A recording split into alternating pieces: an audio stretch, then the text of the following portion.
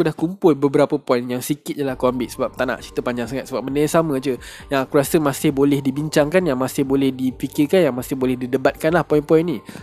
So jom, first kali kita nak cakap pasal lukisan yang Oda lukis. Okay, so, umum tahu yang Oda suka lukis karakter-karakter favourite One Piece dia. Dia ada lukisan dia masa kecil, para besar, dah besar sekarang, dia tua dan sebagainya lah. So of course Kizaru pun tak terkecuali. Kat sini Kizaru masa kecil. So menariknya dalam lukisan ni, sebab orang tertanya kenapa tak macam apa yang kita nampak Kizaru sekarang ni. Maksudnya buku ni dia macam berkait rapat dengan Kizaru, dia macam melekat dengan Kizaru masa dia kecil. Maksudnya macam berkait dengan orang yang bijak lah, orang yang bijaksana, orang yang berilmu dan sebagainya. Tapi kenapa sekarang Kizaru sekarang dah tua dan kita tengok dia macam tak nampak sangat dia seorang yang bijak, tak nampak sangat dia macam seorang yang ilmuwan dan sebagainya. Kita nampak dia macam bodoh-bodoh je kan, tapi mungkin ada rahsia di sebalik itulah kan. So itulah timbulnya berkait yang orang cuba berkaitkan dengan Vegapunk. Dan satu lagi bila kita tengok Kizaru nampak macam orang yang susah lah kan. Lepas tu dia macam ada salji kat belakang dia. Of course ada orang yang cakap ni bukan salji, ada yang cakap ni salji, ada bukan cakap ni salji. So depends dengan korang lah. So kalau betul ni salji, dia sekali lagi kita boleh berkait dengan Vegapunk. Sebab kalau kita ingat masa Kuma dia campak Franky kan pergi dekat Karakuri Island yang Franky spend 2 tahun kat situ. Situlah dia kampung Vegapunk. Tempat bersalji tu, island yang bersalji tu. So ramai orang bercakap mungkin tu hint yang dah bagilah. Tapi again aku nak remind dengan korang juga, Personally aku rasa kalau sekalipun Kizaru bukan Vegapunk, aku dapat rasakan yang diorang ni memang sangat-sangat relatable. Maksudnya ada kaitan lah antara Kizaru dengan Vegapunk. Sebab banyak based on teori-teori ada ni, dia macam melekat diorang dua ni. Mungkin diorang ni macam adik-beradik, ayah dan anak, sepupu-sepapat, ada family member, cousin, jiran ke apa benda, aku tak tahu. Tapi diorang macam ada berkait. So kita layan lah. Kita layan je teori ni. Nombor 2, ramai orang duk cakap pasal Sentomaru lah. Kenapa Sentomaru? Sebab Sentomaru masa dia mula diperkenalkan kepada kita, kita nampak kat situ dalam dia punya jawatan ni lah, dia punya kerja dia adalah captain kepada unit sains. Dah unit sains, siapa lagi? Vegapunk lah kan. Dah terang-terang lagi kat situ dalam bracket dah bagi kita bodyguard kepada Vegapunk. And since kita nak cakap pasal bodyguard, apa tujuan bodyguard, apa kerja bodyguard, apa bodyguard patut buat? Dia kena jaga orang yang dia nak jaga tu lah, orang yang dia nak guard tu lah. So means Sentomaru sepatutnya kena sentiasa berada dengan Vegapunk. Sebab yelah, Vegapunk tu antara orang yang bernilai dalam dunia Marine dan WG. Mestilah nak kena ada orang yang sentiasa tengokkan dia. So Sentomaru adalah orang yang ditanggungjawabkan. So kenapa Sentomaru ada dekat Sabaody Island, masa Kizaru ada juga dekat Sabaody Island? So orang pelik lah. Sudah, bukan sepatutnya dia ada dengan Vegapunk ke? Adakah sebab Vegapunk memang ada dalam island tu waktu tu?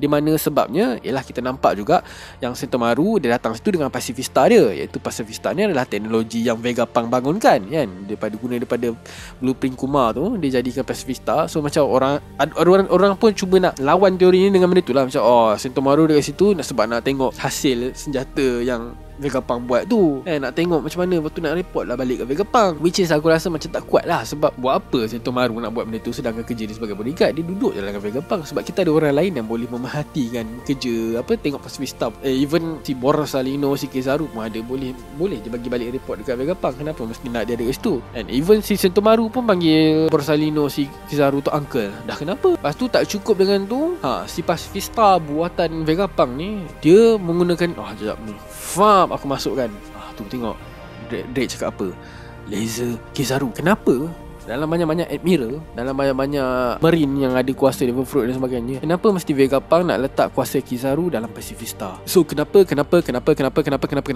letak kuasa lava dalam Pacifista tu kan? Kenapa tak letak kuasa ais dalam Pacifista? Kenapa mesti Kizaru punya laser?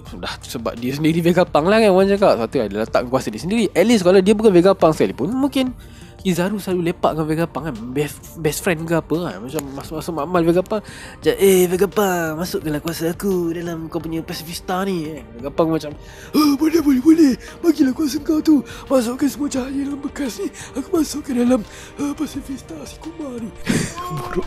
Buruk gila. So abaikan lokonan buruk aku tadi tu. So itulah dia persoalan yang orang duk tanya, why kuasa Kizaru?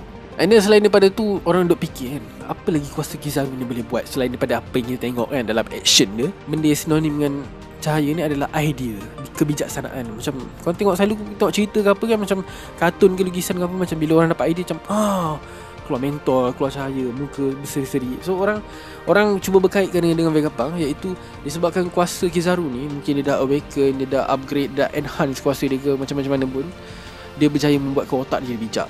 Orang cakap otak dia tu macam mentol, bercahaya sentiasa.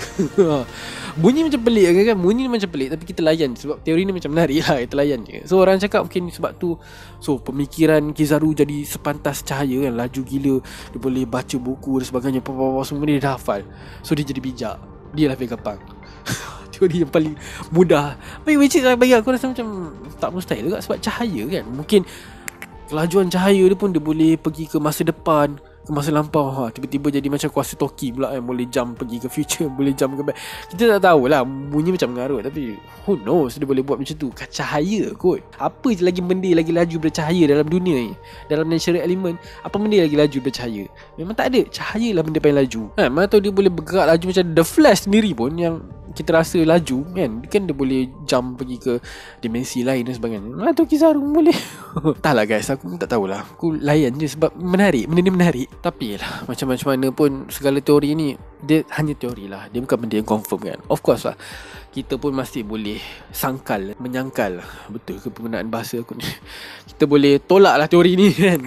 Contohnya macam okey lah, kalau kita fikir bila kita tengok pasal saintis ni jarang nak keluar daripada makmal dia. Dia selalunya dia akan lepak je dalam makmal dia, buat hal dia sendiri kan.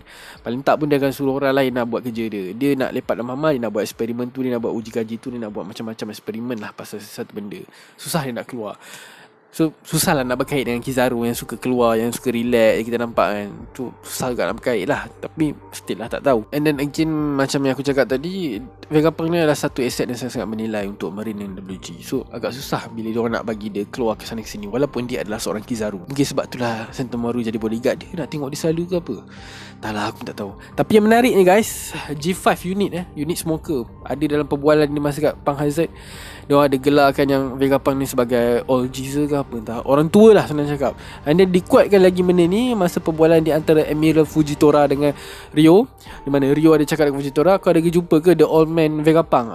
So again, maksudnya sekarang kita dah boleh pasti yang Vegapunk ni adalah orang tua. Kita tak tahu the real age dia, tapi yang pasti dia seorang yang tua. Tua yang macam mana, itu tak pasti. Tapi again, kita boleh check melalui perbualan di antara Yonji dan juga Sanji kan, masa dekat Arak Big Mom tu, dekat diorang punya Jerma Sisik punya makmal kan. Yonji ada cakap yang bapak dulu adalah antara orang yang famous, saintis yang famous, yang pernah bekerja dengan Vegapunk sebelum diorang semua anak-anak dia lahir.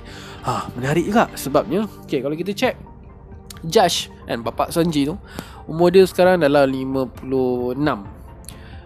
So kalau kita tolak, kita kira-kira dengan umur anak dia lah kan. So macam contoh anak dia seksi tu, si Pinky kan, umur dia 24. And then Sanji and the rest, mereka kembar kan, so 21. So kalau kita tolak umur diorang sebelum anak-anak dia lahir ni, ikut perbualan Yonji dengan Sanji tu, maybe dalam range 30 lah waktu tu si Josh ni kerja dengan Vegapunk. Again, kita tak tahu umur dia berapa, tapi dalam One Piece, pendapat aku jarang orang yang 50-an ni nak kena panggil sebagai orang tua kan. So maksudnya kalau Vegapunk umur dia sama dengan Josh, tak sesuai untuk panggil orang tua. Orang tua ni selalunya umur dia antara 60 atau 70 ke atas. Sebab 50 ke 60 ni diorang masih dalam prime diorang kan. Macam-macam benda boleh berlaku masa umur time tu. So agak susah lah nak berkait. Tapi kita tak tahu Vegapunk bekerja dengan Josh tu macam mana. Mungkin dia lagi tua ke apa lah. Sebab aku dapat rasakan buat masa ni umur Vegapunk kemungkinan besar 70 ke atas ataupun 60 ke atas lah.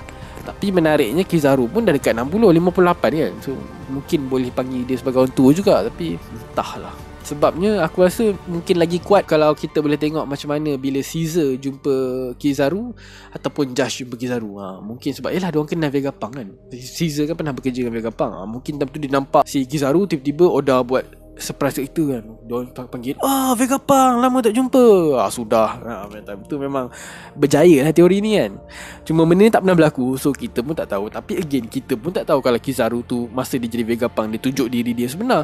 Kita pun tak tahu mana satu real. Kalau betul diorang dua ni adalah orang yang sama kan, adakah Vegapunk orang yang betulnya ataupun si Kizaru ni orang yang betulnya. Mana satu image yang diorang guna, itu pun kita tak tahu. Again, kalau nak berkaitkan dengan teori ni lah kan. Tapi again lah, dalam banyak-banyak benda semua ni, aku lebih tertarik dengan personality diorang lah. Personality Kizaru lah. Kau nampak kan, macam dalam video sebelum ni aku ada cakap yang macam mana menariknya Oda mengaitkan di antara jenis kuasa Devil Fruit diorang dengan diorang punya personality. Contohnya macam Akainu, Devil Fruit dia adalah lava, panas, membara. Sebab itulah kita nampak Akainu ni asyik nak marah je, asyik nak manas, asyik nak mengamuk. Sebab lava lah, panas kan. Sama lah macam Kuzan kan ice. So dia chill, sejuk, relax je, tak menggelabah. Tapi Kizaru menarik sikit sebab dia cahaya. So bila cahaya, bukankah sepatutnya dia ni jadi seorang yang sangat-sangat ceria, seorang yang sangat bright, seorang yang pantas, seorang yang macam something yang macam wah, happening ke apa benda kan. Tapi Kizaru ni kita tengok dia lain. Dia macam vice versa. Dia macam terbalik dengan apa jenis kuasa dia. Sebab dia macam yalah, cakap pun slow gila, macam cakap pun membosankan, muka dia pun membosankan, pergerakan dia pun macam terlampau relax, macam tak sesuai lah kan. Ini yang membuatkan aku tertanya kenapa Oda buat macam tu. Adakah sebab Kizaru ni macam, contohlah kalau nak kaitkan balik dengan Vegapunk, adakah dia sengaja macam nak slowkan pergerakan dia, tak nak tunjukkan sangat yang dia tu pandai, tak nak terlampau obvious lah yang dia tu bercahaya dan sebagainya kan. Ni contoh lah kan. Sebab pelik. Sebab aku rasa macam something wrong lah kat tu. Macam dia merahsiakan something. Sebab again, back to the first topic tadi, kenapa Oda buat dia macam tu, macam tak ada pegangan justice dia kan. Takkanlah seorang karakter yang hebat, original Emerald, macam tu je karakter dia. Mesti ada something yang big tentang Kizaru ni. Ni pendapat aku je. Pendapat korang pula macam mana? Korang tak terganggu ke dengan watak Kizaru ni? Adakah korang rasa aku je yang fikir bukan-bukan, orang lain je yang fikir bukan, tapi sebenarnya Kizaru tu memang tak ada apa-apa? But still, it's a theory. So kita just berbincang lah kan. So drop your comment kat bawah guys. Apa pendapat korang tentang Kizaru? Kalau korang rasa dia ni adalah Vegapunk ataupun tak, ataupun adakah Kizaru ni orang yang lain je lah, aku pun tak tahu. Just drop your opinion kat bawah lah. Macam aku tadi, again aku cakap, aku pelik kenapa personality dia tak sama seperti kuasa Devil Fruit dia, ataupun aku salah berfikir. Komen apa pendapat korang. Okay, so guys, maaf sebab video aku lambat. Korang pun tahu macam mana isu-isu yang berlaku kat aku. Sebenarnya banyak lagi isu, tapi aku macam malas lah nak share korang. Aku tak nak lah macam bagi alasan sangat ke apa. Kita just orang kata macam mana pun dugaan, cabaran yang diberi kepada kita mesti bangun balik. It's okay untuk terbaring kejap, untuk stres kejap, untuk lemah sekejap. It's okay. Yang penting kemudiannya kita kena sentiasa bangun balik. And this is why I'm back. Aku akan make sure aku akan konsisten upload video, and tak ada lagi masalah di hadapan, InsyaAllah. And aku harap korang terus support aku. Doa dan support korang sangat-sangat bernilai, sangat-sangat membantu aku untuk sentiasa semangat buat video baru. Again, thank you guys. Thank you kepada semua subscriber. Kepada yang belum subscribe, kalau korang rasa korang minat dengan channel aku, berminat dengan cara aku, jangan lupa subscribe. Okay, and kepada yang dah subscribe, jangan lupa juga tekan bell notification untuk make sure korang tak terlepas video aku yang seterusnya. Wish you guys sentiasa dalam keadaan sihat kan. Time-time COVID ni semua jaga kesihatan. Macam-macam perkara buruk dah kita dengar kat luar tu kan.